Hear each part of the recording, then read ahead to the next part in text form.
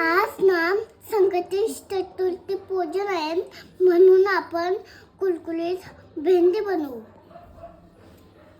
आता ना भेंडी कापून घ्यायची धुवून. आता टाकायचा मसाला. आता टाकायचा गरम मसाला. टाकून घेऊया हळदी.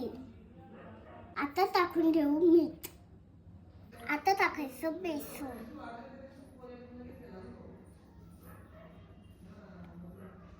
आता टाकूया थोडासा तांदळाचा पीठ.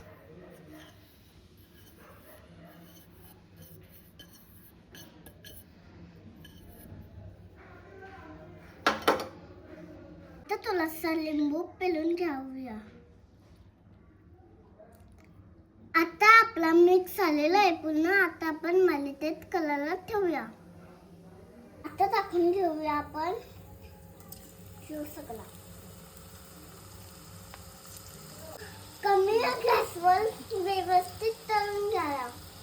आता बघा आवाज कसा होतोय. भेंडी झालेली आहे आपली.